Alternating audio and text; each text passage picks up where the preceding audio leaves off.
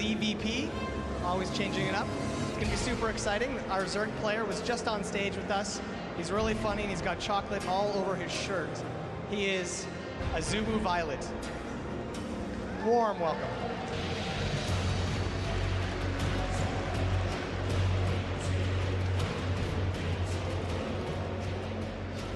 And his opponent, who's playing his first broadcast game on stage at this tournament, Mon Ami Français, Millennium Feast.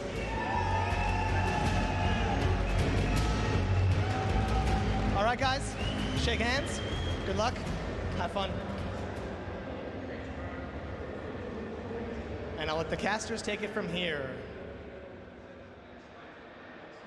Thank you very much, Jared. It's fantastic to be back straight away for another cast, as we do have Feast versus viOLet. Now, day 9.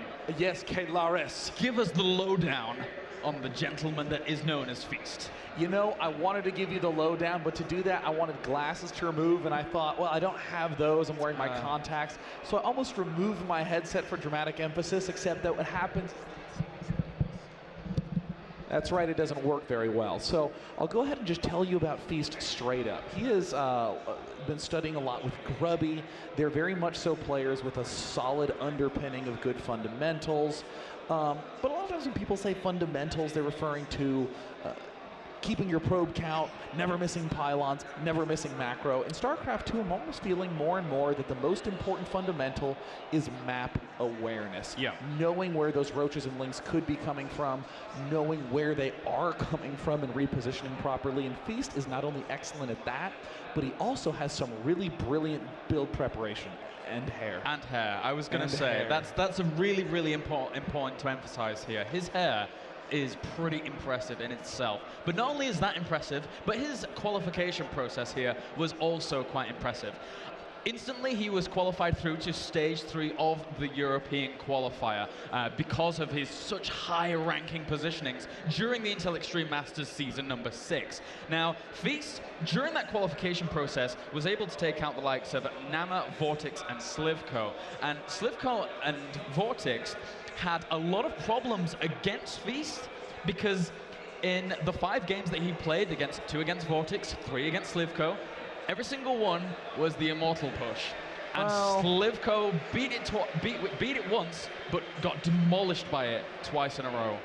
You know, I think of all people to do it against, viOLet is probably a reasonable choice. viOLet is excellent at the extended mid-game. Again, if you are an aggressive player, you're delaying your own tech to the late game by using mid-game units like speed roaches, mutalisks, counterattacks, and as a result delaying your opponent's tech to the late game where the mothership would be, where the big Colossus High Templar armies would be.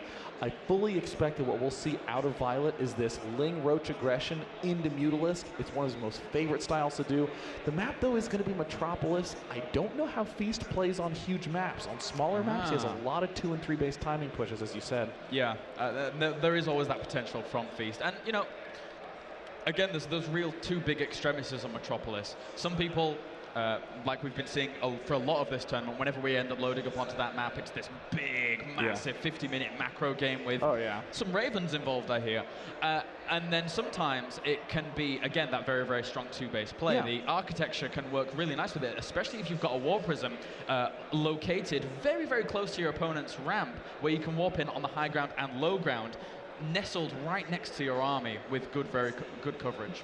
Yeah, that is true. The 2-base timings, like the War Prism, super strong. Also like a lot of blink timings. I'm still unsure if Feast really favors that sort of play, but the map has spawned, so let's go ahead and hop in and introduce our players. Spawning in the right position as the blue Zerg, it is going to be a Zubu's viOLet.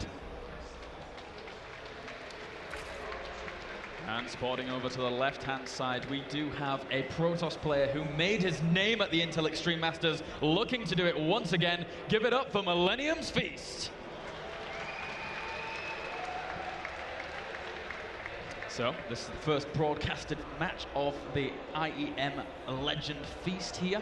And he got a lot of attention at the World Championship at CeBIT. And I remember I remember it so well because it was the first big tournament that I was actually casting properly, and just sat at the casting desk as Feast was being interviewed after his loss with MMA, which eliminated him from the tournament. That was such a nail biter. Yeah, that really was. But the problem, well, I mean, I could go on about that series forever, actually, but I just remember this iconic picture of Feast giving this interview, and so many people gathered around the desk taking photos of him, so proud that he was able to push forwards as the last foreigner to be able to be in the tournament. It was such a cool sight to see. And you know, I'm just so excited also that we're getting the chance to see Feast play, because even with his skills being as high as they are, there's almost too many tournaments for players to physically handle in terms of travel, so they kind of have to choose where they really play, and IEM is where Feast has chose to focus. So here at Gamescom, in Season 7, the inaugural event of Season 7, Feast showing us some nice little micro moves. Still hasn't built that pylon. Oh my god, this is the most annoying thing in the universe. A third time. Can he get it for fourth? He can. Look. The 3 health probe. Did you see how many minerals he had? He had 500 minerals stocked up during that entire process. So slight little bit of tension there in viOLet's build. But again, you know, as you were saying, you know, you have to be selective about the tournaments that you end up going to. Feast was one of the favorites to go in and win WCS Belgium. However, he was not able to actually participate because of his studies. Now, since then, he's actually been able to finish up his studies and is now focusing on this. He's had a little bit of a lack of presence here for a while, but coming into the qualifying stages, he ripped it apart. And he is looking in Season 7 of the Intel Extreme Masters to come back and turn some heads once again. Feast certainly already turning my head quite a bit in this match with that excellent micro. Look at this probe that's been at 3 health, checking up on that. He sees it at 415 going down. He now knows the exact count of units that his opponent can possibly have. Any earlier than that is just not actually possible. So the only situation that viOLet could be in is a gasless Zerg spot. And look at this probe hiding all the way down here. In terms of the scout timing, I like to do something around 6:30. That's when you can really get a good sense if there's units coming, whether you really need to be doing that extra re-walling off at the front. Feast is probably going to be doing the Zealot Stalker push, also for a little bit of scouting intel. Yeah, I've seen Feast once or twice actually just leave this probe down here, even to the point where he just wants to go for that immortal push. I mean, again, I don't want to hark on about it too much. He may not end up going for that, but during the qualification process, he literally used it every map, which was just, and it had a lot of success, so we'll see what he wants to go for. He still has so many options open to him here, and again, Metropolis, one of those maps that really allows a wealth of options. Metropolis is such a sweet map. I mean, the only issue I would say I have with the map is that sometimes you can get to like the 25-minute mark and no one's attacked and everyone's still building defenses and expanding, and you're like, oh no, I'm casting this game. I'm just gonna start telling stories. You're casting a painting, not an actual game. Oh gosh, there's the 5:45 timing on the assimilators.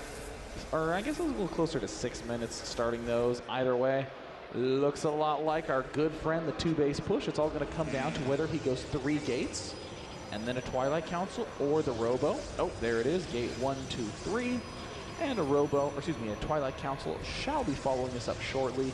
Every so often you'll see a Robo, but I don't like that very much. He really should be going Twilight Council. Yeah, the Robo would have been a lot earlier from here, I feel. So for now, we'll be sticking along with this. 3 gateways going down. I mean, even still here, he has so many options. He could quite easily use these gates for that pressure, like we were talking about before, or could just use them for the macro to be able to establish himself that 3rd base very quickly here. Now, one of the aspects that really categorizes Feast is the speed at which he plays. He is just hand motion-wise, it's not actually showing too much here, but he just, whenever you watch him on his keyboard, he is dancing away with his hands. There's, again, a very strong video of him at the World Championship where you're just seeing him just spam away, and it's really quite interesting to watch. It looks like it is going to be that 2-base timing push from Feast. Very excited to see how it will play out as we see the extremely fast layer. This will allow viOLet to get up an extremely fast roach speed, which is one of those pivotal necessities against this push. But I wanted to come back to that speed point you were making earlier, that there's a certain kind of speed that you just can't really measure. Yeah. I mean, it's almost like I can box workers like this, or I can box them quickly. And I mean, Feast does every action super fast. Even something as simple as just like sending a unit over here, it's just click, bam, instantly perfect accuracy. It's a real treat to watch live. Yeah, there's so much flow in every single move that he does. And again, I don't want to overuse that, but there really is that flow that does occur in his control. So for now, he's going to move out with so many sentries here. And no roach speed yet. Oh, Jalaris, he didn't even get speed for roaches, and now we see the mega army moving forward for Feast. He's already demonstrated where he wants to attack from. It's going to be from the south. This could be very, very scary indeed. He's going to use the sentries to constantly zone out these units, and then once they've all dissipated their energy, then start using the blink to be really, really defensive with that control of the stalkers. And he's going to try and save some of these pylons. But it looks like viOLet is forced to target down one of the pylons. The sentries do not wish to waste any of their force fields. There's the rewarp in. viOLet knows exactly where this push is coming from, but Probe needs to start building those extra pylons. Yeah. I mean, unless Feast can reinforce right at the front lines, he is not going to be going very far in this match. And there's a really money pylon placement. He can warp up into the main, the double pylon to ensure it can happen. But Roach speed painfully far behind. And the problem with this map for viOLet is exactly that. Force fields on this map so good because of how narrow some of these paths really, really are. These roaches very, very separated from the ones in the back, not doing too much damage from the back there at all. And for now, he still has so much energy left on these. An offensive blink here, which is a very ballsy play there for Feast, but it actually pays off. God, that is such a bold blink forward by Feast, but he now is in an excellent position. He's already pulled the drones, Day9.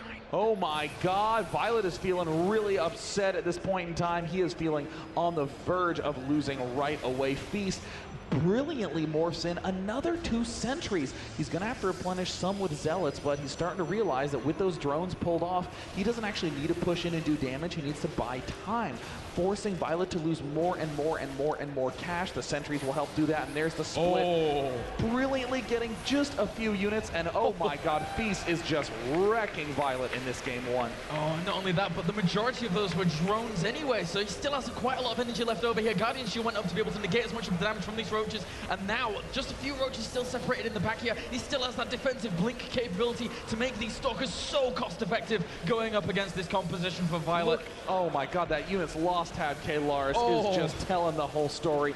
The excellent, slow 2-base play from Feast is just taking viOLet apart. There's virtually nothing that viOLet can do. The speed is done for the roaches, but we're seeing another really ballsy blink forward from Feast, and slowly but surely Feast is making his way to the core of viOLet's base. Confidence exuding from him with that forced forward blink there. Now he's using it in a defensive capabilities. Blink so versatile going into this big 2-base play. And there you go, GG.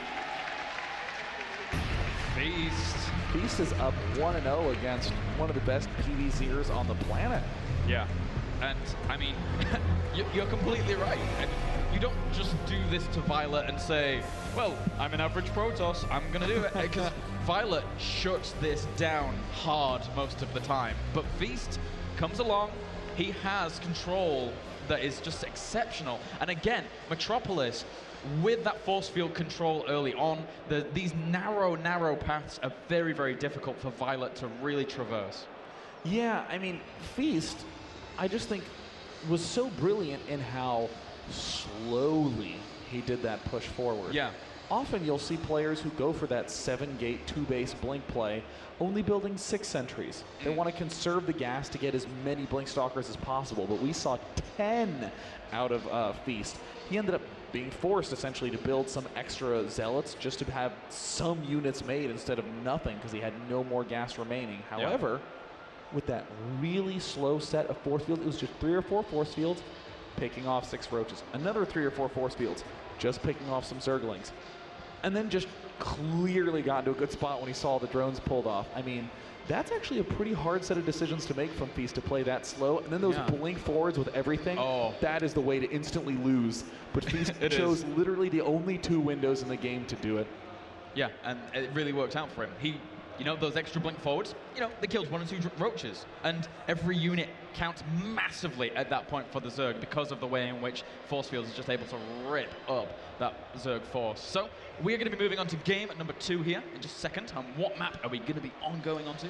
I mean, Daybreak, the expected choice for viOLet. Again, the maneuver he likes is to do the heavy Ling with some speed roaches, but then transition into Ling Mutalisk. He loves Ling Mutalisk play. This map's beautiful for it. But this is also starting to become the Protoss special build map. We've seen Oz do a 1-gate triple Nexus play.